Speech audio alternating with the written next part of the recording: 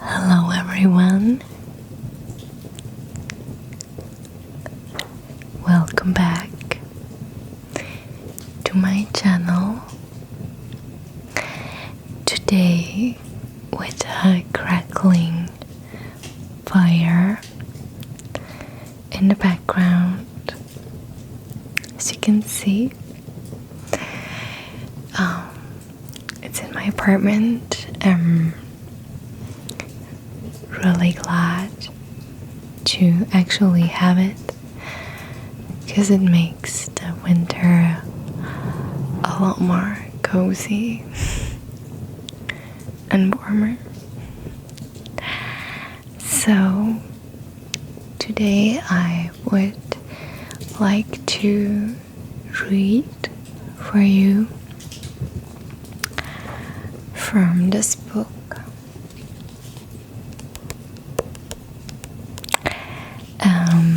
If you follow my channel already for a bit, you maybe know already that I am a huge Lana Del Rey fan.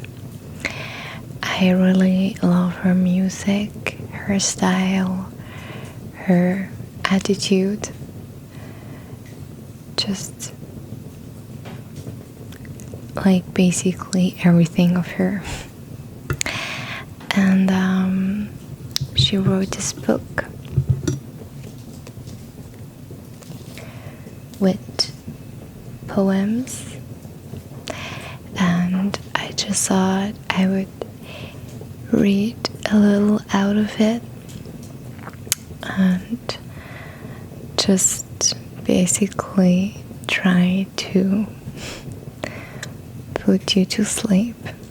It has also a lot of pictures in it and all this kind of vintage 50 romantic style, which I am gonna show you as well. And I hope you can just enjoy. Okay. So this is Lana. In case you have never heard of her, check out her music, her songs. My favorites are White Mustang, Blue Jeans, Summertime Sadness, and 13 Beaches, I guess. But there's a lot more good songs as well. So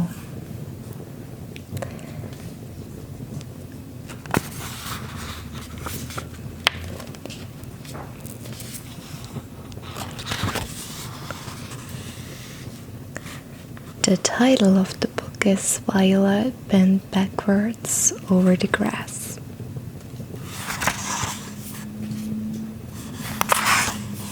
And well, I guess this is just right. Here is the picture.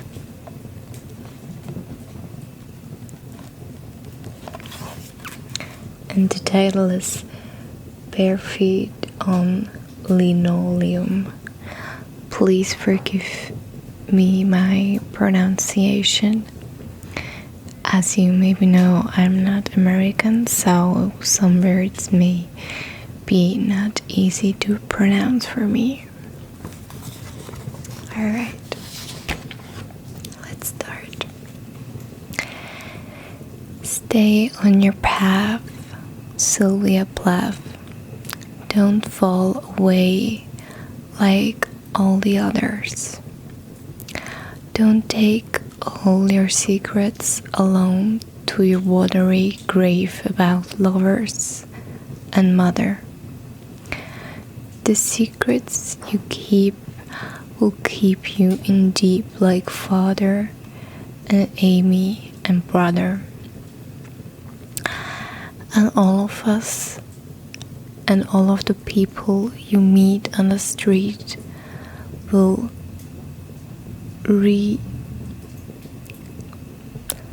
reiterate lies that she uttered. Leave me in peace, I cry, late at night on a slow boat bound for Catalina for no reason. Tiny beads of sweat dot my forehead, could be mistaken for teardrops if this were photo season. But alas, this is real life, and it's been a real fight just to keep my mind from committing treason. Why, you ask? Because she told the townspeople I was crazy, and the lies, they started to believe them. But anyway, I've moved on now. And now that I've gone scorched earth, I'm left wondering where to go from her. To Sonoma, where the fires have just left. South Dakota. Would standing in front of Mount Rushmore feel like the great American homecoming I never had? Would the magnitude of the scale of the sculpture take the place of the warm embrace I've never known? Or should I just be here now in the kitchen, bare feet on linoleum, bored but not unhappy, cutting vegetables over boiling water that I will later turn into stew? So that was the first one. The first line she mentioned, Sylvia Plath. I remember that I read a book from her, and she committed suicide in her real life, and I don't know anymore what it was about in the book, but it was pretty depressing. And I also know that she was kind of a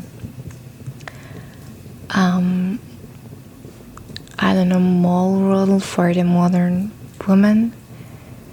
I don't know anymore, but it's just, yeah, Lana's stuff is a little heavy if you haven't figured it out yet.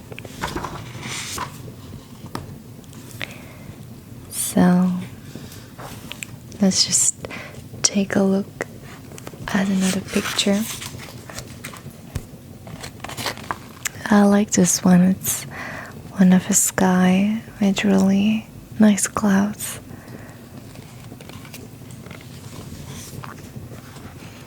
And I really like the smell of the book. Here, this is really typical Lana Del Rey. Like this nostalgic 50 style. I like it a lot. I like it a lot, actually.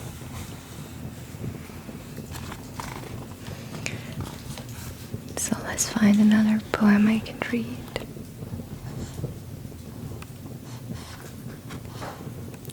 And just to warn you, I on purpose did not read them before, so I don't know what it's about.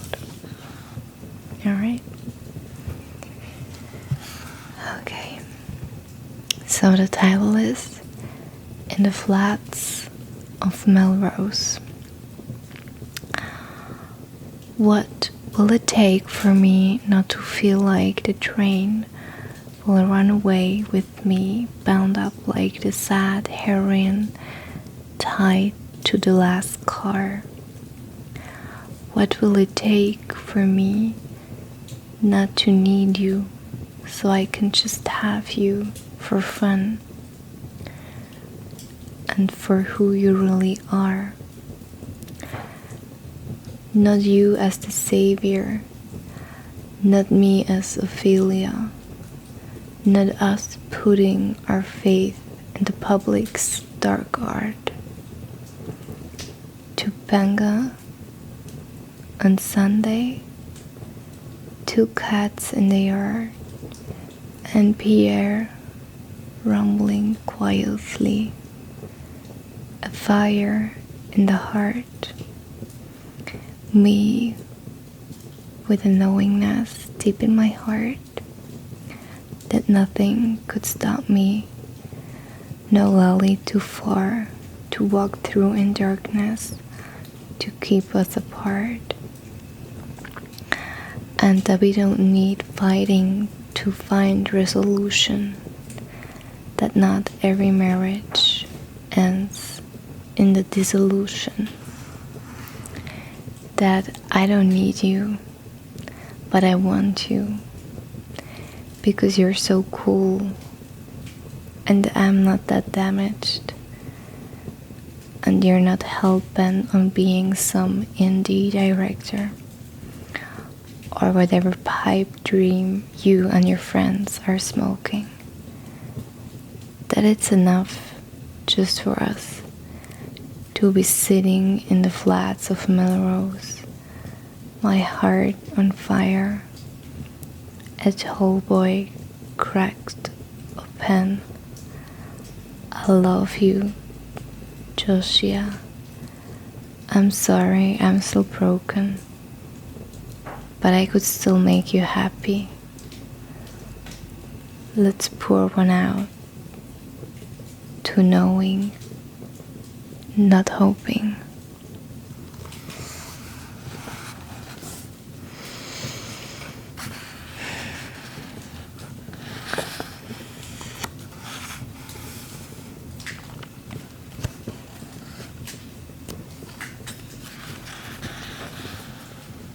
So here's another picture.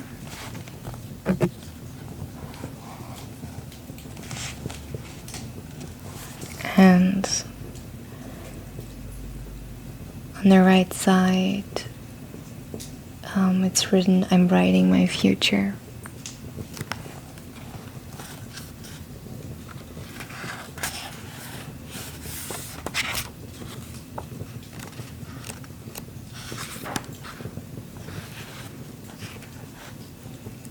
So there's a picture of a little girl.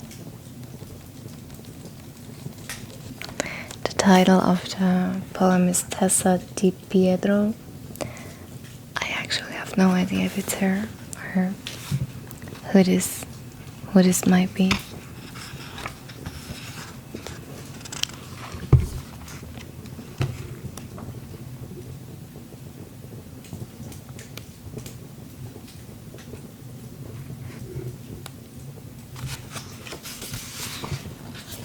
There's another one. And I also really like the style of the writing, like in this all kind of keyboard typing. My father still actually had one. When I was little, I typed in it. I'm sorry, the fire was acting wild.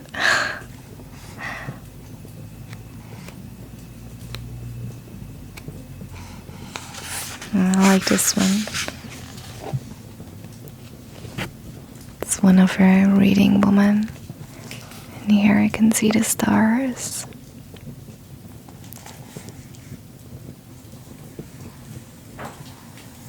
Alright. Let's find another poem I could read.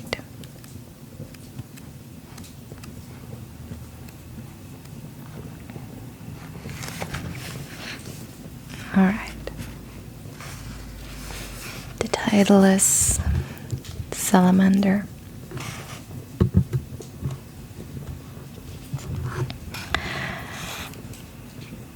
Get out of my blood, salamander. I can't seem to blow off enough steam to get you out of my head. Soul cycle you to death. Run you out of my blood to San Pedro. And yet everywhere I go it seems there you are, and there I am. I don't want to sell my stories anymore, stop pushing me. I want to leave them underneath the nightstand to be forgotten or remembered should my thoughts come upon them in the middle of the night after a beach day, or by you some afternoon, to thumb through with your warm after work hands. I love you, but you don't understand me. You see, I'm a real poet. My life is my poetry. My lovemaking is my legacy. My thoughts are not for sale. They're about nothing and beautiful and for free. I wish you could get that and love that about me.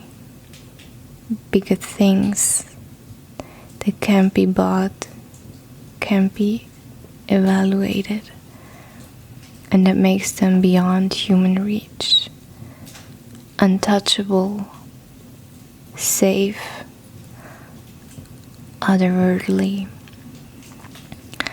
unable to be deciphered or metabolized, something metaphysical, like a view of the sea on a summer day on the most perfect winding road, taken in from your car seat window.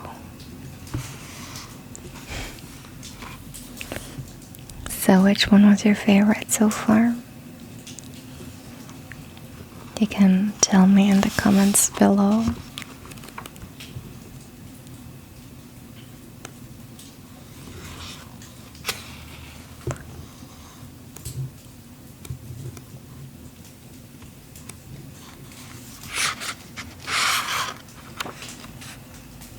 There's another one of a reading woman.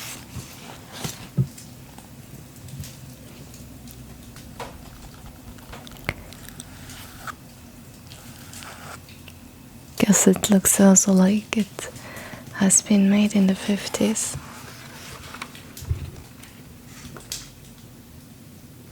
That's actually her. And that's a mountain somewhere.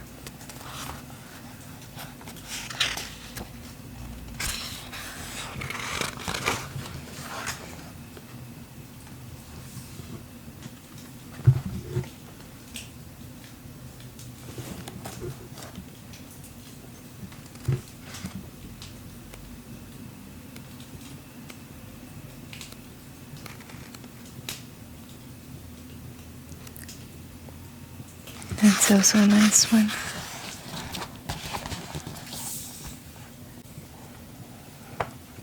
A lot of pictures of the nature.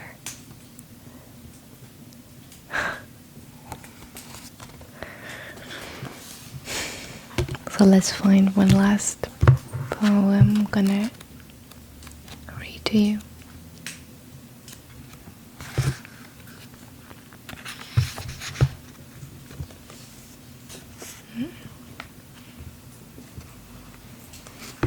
I guess this one. So the title is Paradise is Very Fragile.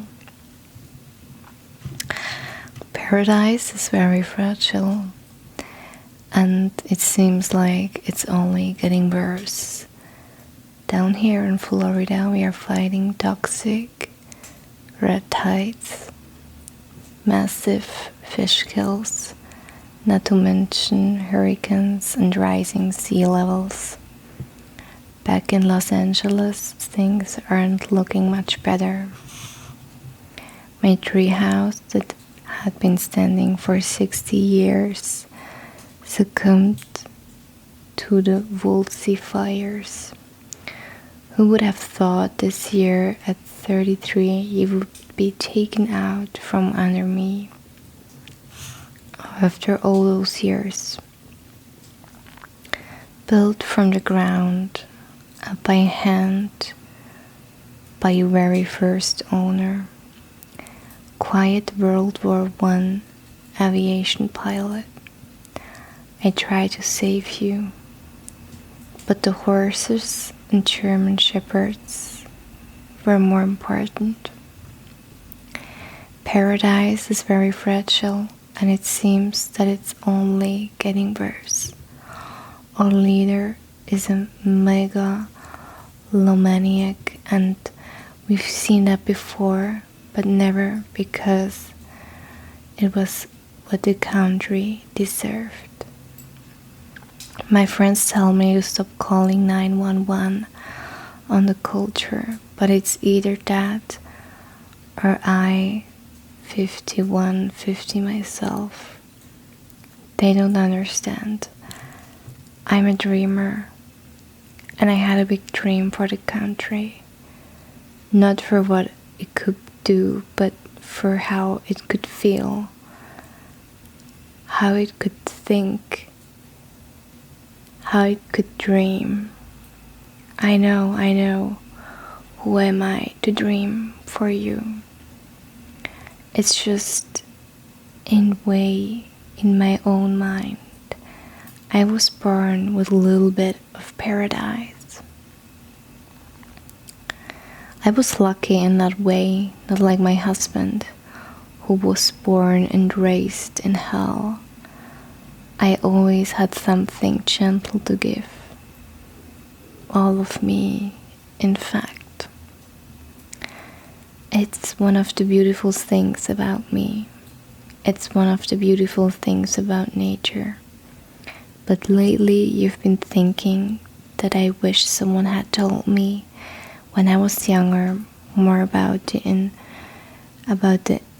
inhabitants that thrive of paradise. That should they take too much, there will be nothing left to give. Not everyone's nature is good or golden, and you can fight what is your nature. That's all I kept thinking as we were fighting the fires in Agora, that I'm tired of fighting you, tired of you taking from me. Paradise is very fragile, and it's only getting worse. And every time you leave, I seem to think about the curse bestowed upon Eve. That faithful Eve, she took the bite from that fruitful tree. You breathe me in, Kundalini, on this summer night, you in front of me. And you take, and you take, and you take, and you take, but it tastes like the beach in a kiss, candy for my watery eyes, in my veins that roll you run, citrus, watercolor images of serpents on orange trees quietly arise and grow sweet in my midset. And I keep thinking I could do this forever, just like this. But my heart is very fragile, and I have nothing left to give.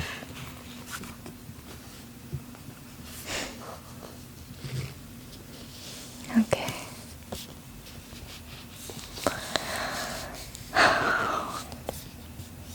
So I know the poems are not like happy, but most of the poems are not, I guess.